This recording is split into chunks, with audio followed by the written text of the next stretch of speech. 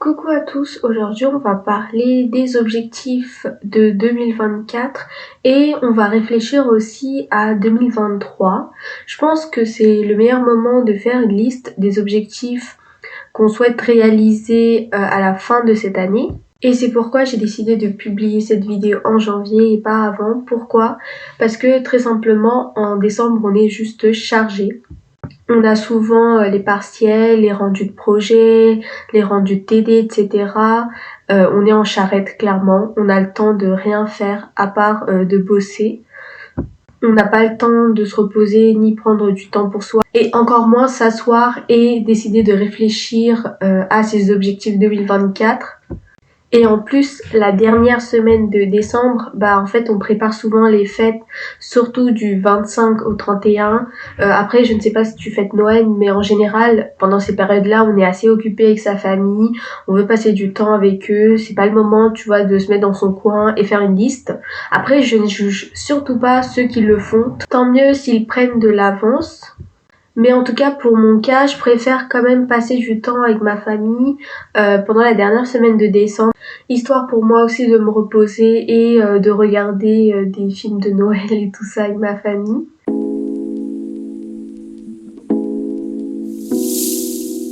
Et ensuite, en janvier, je fais ma petite liste car tout simplement, je ne trouve pas que le multitasking est très productif, c'est-à-dire faire plusieurs tâches en même temps. C'est pas très efficace, donc je préfère dans un premier temps passer du temps avec ma famille, me reposer vraiment, puis ensuite dans un second temps m'occuper des objectifs de 2024 et réfléchir à l'année 2023. Et surtout qu'en fait il faut prendre du recul sur l'année qui vient de se terminer et les anciens goals qu'on s'est fait pour pouvoir formuler tout simplement les objectifs de 2024. On a besoin que l'année se termine pour faire des feedbacks. Et donc, forcément, il faut qu'on attende la fin de l'année pour pouvoir réfléchir à l'année qui vient de se terminer parce que, tout simplement, même le dernier jour, il y a des choses qui peuvent se passer. Donc, c'est mieux d'attendre la fin de l'année pour pouvoir réfléchir aux objectifs qu'on s'est fixés en 2024, qu'est-ce qu'ils ont fonctionné, qu'est-ce qui n'ont pas fonctionné, et ensuite, quels sont les objectifs que je souhaiterais me fixer pour 2024. Et c'est le moment parfait pour faire un reflect board. Un reflect board, c'est tout simplement comme un vision board. C'est un tableau où il y a des images qui représentent en fait tout simplement l'année qu'on vient de terminer, avec des photos issues de votre galerie qui représentent des événements importants au cours de cette année qui se sont passés pour vous.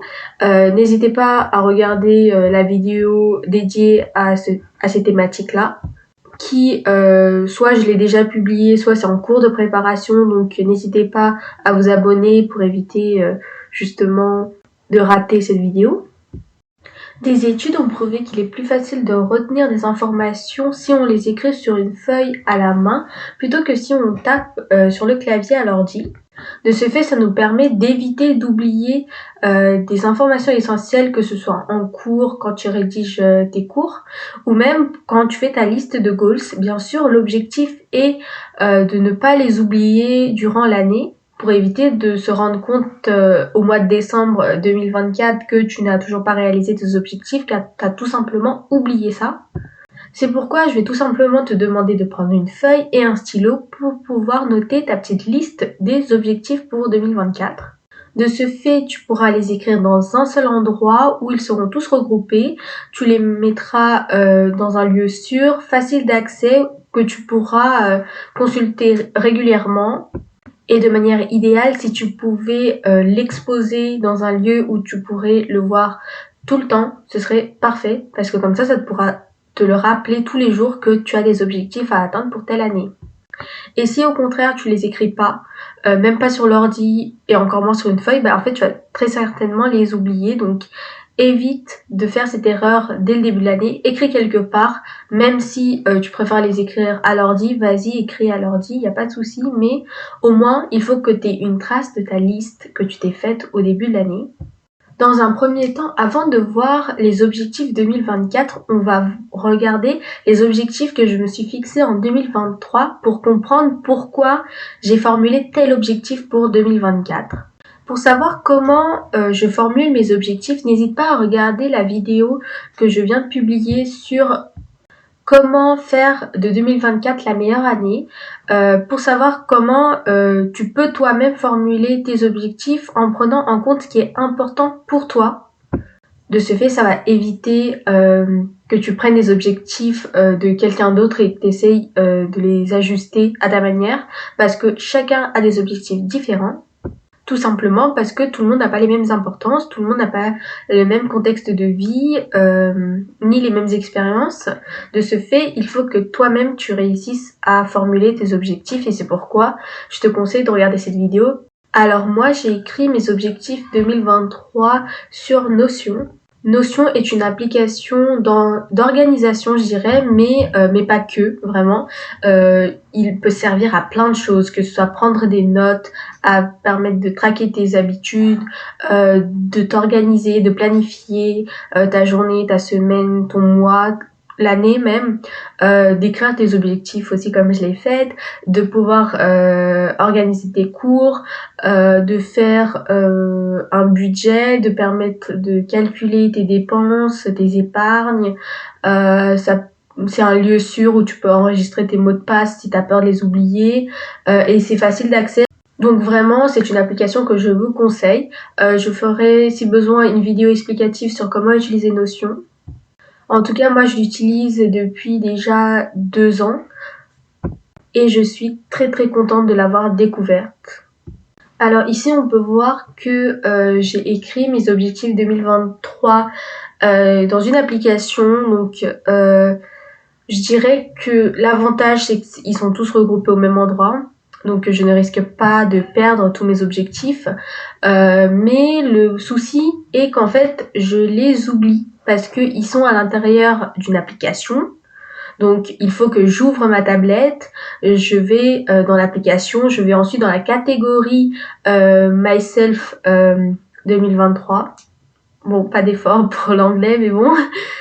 Ensuite, il faut que j'aille dans mes goals et après, je choisis les différentes catégories que j'ai créées. Et donc, en fait, il y a beaucoup d'étapes. Comme tu viens de voir, toutes les étapes que je t'ai citées. Donc, au bout d'un moment, ça te donne plus envie de faire ça.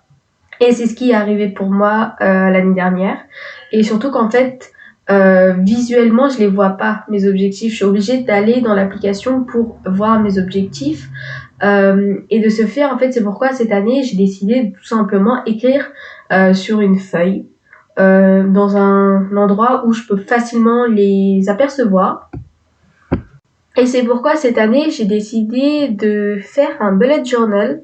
J'ai vu beaucoup de vidéos sur YouTube et même sur Pinterest, beaucoup d'inspiration de personnes qui font des bullet journals chaque année. Et donc, j'ai décidé d'en faire cette année en papier parce que j'ai déjà des bullet journals numériques. Et donc là, je voulais vraiment tester physiquement plutôt, avec un vrai carnet facile d'accès. Parce que le bullet journal que j'avais, bien sûr, il était aussi dans une application. Et je préférais vraiment voir tout ça visuellement et avoir voilà mon petit carnet posé sur mon bureau que je peux consulter tous les matins. L'objectif que je m'étais fixé pour YouTube en 2023, en fait, c'était tout simplement de lancer une chaîne YouTube. En fait, c'était un projet qui datait quand même d'1 an et j'hésitais vraiment à lancer une chaîne YouTube en me disant non, mais je peux pas réussir sur YouTube, il y a très peu de gens qui vont regarder mes vidéos, ou sinon comment faire des vidéos sans montrer son visage, est-ce que j'aurai du contenu intéressant, vraiment j'avais plein de doutes. Et l'objectif que je m'étais fixé en 2023, c'était vraiment de lancer sa chaîne YouTube, peu importe si les personnes regardent, peu importe si j'ai pas de vues dès les premiers jours, que je commence à publier petit à petit des vidéos qui m'intéressent et qui, j'espère, vous intéressent aussi sur des sujets que je trouve très essentiels pour des étudiants en architecture ou pour des futurs étudiants en architecture, mais surtout en dehors d'être des étudiants, on a aussi une vie personnelle et comment trouver l'équilibre entre les études et soi-même. C'est vraiment tout ça qui étaient des thématiques assez importantes pour moi et que j'ai voulu vraiment tester. Donc, comme vous pouvez vous en rendre compte, j'ai testé, j'ai réussi l'objectif de 2023, mais l'objectif étant tout de même une idée au départ, j'ai décidé de décomposer mon objectif en plusieurs catégories pour les différents mois, pour les différentes semaines. Je ne sais pas aller jusqu'au jour, mais voilà, vous avez vu à peu près sur Notion comment je me suis organisée. Et donc, l'idée principale étant de lancer une chaîne YouTube, je me suis fixé plein de sous-objectifs. Je ne sais pas si on peut parler de sous-objectifs, mais on peut dire en tout cas sous-catégories. Voilà, donc les sous-catégories qui sont sorties, c'est d'avoir 50 abonnés. Par contre, ça, je ne l'ai pas réussi cette année, enfin l'année dernière plutôt, mais je compte le réussir cette année. En tout cas, je vais le montrer dans les objectifs plus tard.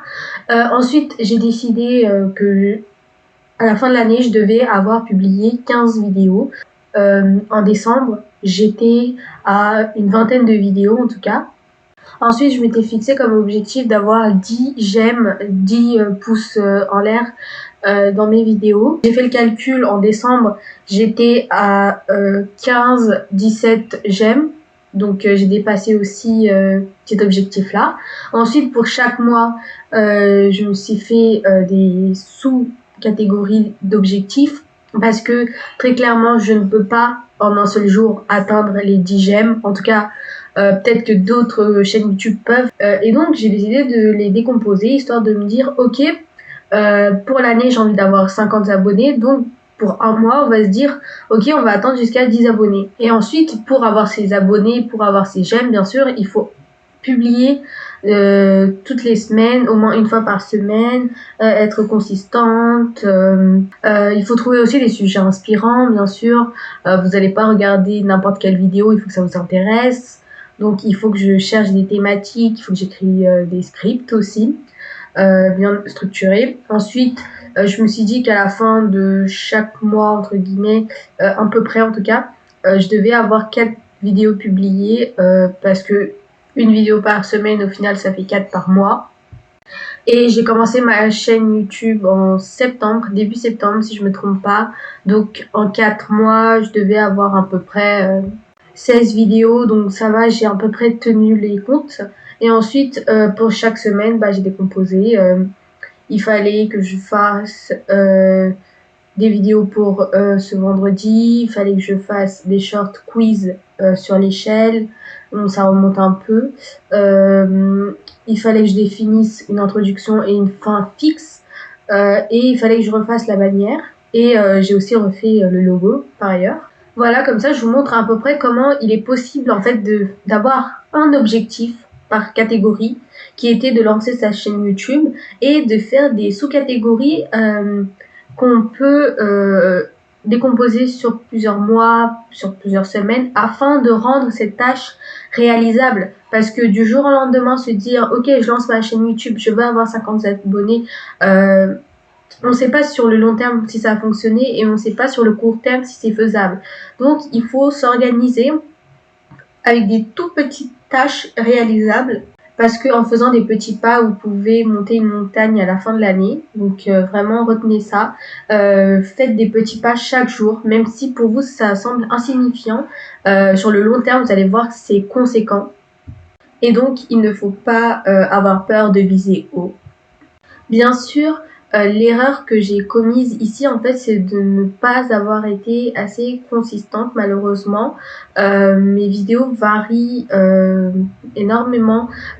Comme je vous ai dit, en fait, j'avais pour but de publier tous les vendredis. Malheureusement, en fait, à cause des cours, des plannings, des emplois du temps que j'ai, en fait, je n'ai pas su bien m'organiser pour préparer mes vidéos en avance. Et, de ce fait, pour cette année, j'ai décidé de tout simplement de continuer à décomposer les goals comme j'ai fait sur plusieurs mois afin de rendre la tâche faisable.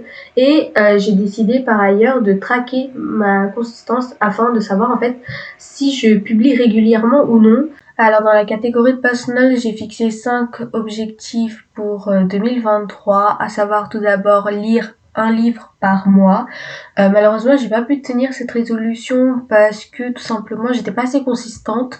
Ma lecture était assez irrégulière. Il y a des fois, je finissais un livre tous les mois. Il y a des fois où j'avais besoin plutôt de 2 mois ou d'1 mois et demi pour finir un livre. Donc voilà, c'était assez irrégulier et je lisais pas tous les jours d'ailleurs.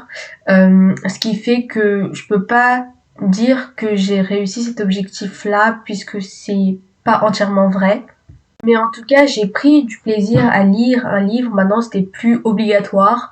Je me forçais pas à le faire, mais c'était comme un hobby que j'ai réussi à développer en 2023 et que je l'espère je vais continuer en 2024. Ensuite, deuxième résolution, c'est penser un peu plus à soi-même, c'est-à-dire faire des to-do list le soir avant de s'endormir, ne pas trop penser, ne pas faire de overthinking, ne pas stresser, s'occuper de sa peau tous les jours, s'occuper de ses cheveux, faire des masques, préparer ses habits et ses bijoux la veille, ne pas avoir peur de l'opinion des autres. Donc voilà, c'est une résolution assez vague. Comme vous pouvez le voir, il y a plein de choses en même temps. En fait, c'est plutôt plusieurs résolutions que j'ai regroupées ensemble. Et donc, j'ai pas pu tout faire parce qu'il y en avait trop. Mais je suis contente déjà de ce que j'ai pu faire l'année dernière. Bien sûr, les études ne m'aidaient pas forcément à ne pas stresser, à ne pas faire de overthinking, bien sûr. Surtout en archi, c'est assez difficile. Et les to-do list, j'essayais quand même de les faire régulièrement, même si je les faisais pas tous les soirs. Ensuite, dormir plus. Alors, j'ai fait ces résolutions avant d'entrer en école d'archi, donc je suis désolée, mais une fois qu'on entre en archi, le sommeil, c'est un sujet sensible. Donc c'était assez difficile d'avoir un sommeil régulier tous les jours, pour faire simple, ou même avoir un minimum de sommeil. Mais en tout cas, je suis contente que je n'ai pas fait de nuit blanche.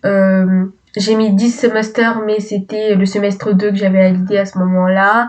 Ne pas utiliser son téléphone sur le lit avant de dormir. Voilà, vraiment faire un to-do list avant de dormir pour se vider la tête. Ensuite, dormir au moins 5 heures. J'ai pas coché parce que en fait tous les jours je ne dormais pas minimum 5 heures, donc ça variait. Ensuite, j'avais aussi un objectif traquer ma progression, mais je le qualifierais plus d'objectif maintenant parce que j'ai pas vraiment l'impression que c'est quelque chose qu'on peut atteindre. C'est surtout en fait un reminder pour se dire il faut que je traque pour savoir où est-ce que j'en suis avec les autres objectifs. Et ensuite, cinquième objectif, me découvrir moi-même, c'est-à-dire essayer quelque chose de nouveau, apprendre quelque chose de nouveau, regarder quelque chose de nouveau. Et ça, je suis plutôt contente parce que j'ai essayé quelque chose de nouveau, à savoir lancer une chaîne YouTube, apprendre à faire du montage. Donc j'ai aussi appris quelque chose de nouveau. Regarder un truc de nouveau, ça, je crois pas que j'ai fait ça en 2023. Je vais vous mettre ensuite les screens de toutes les résolutions que j'ai faites pour chaque catégorie.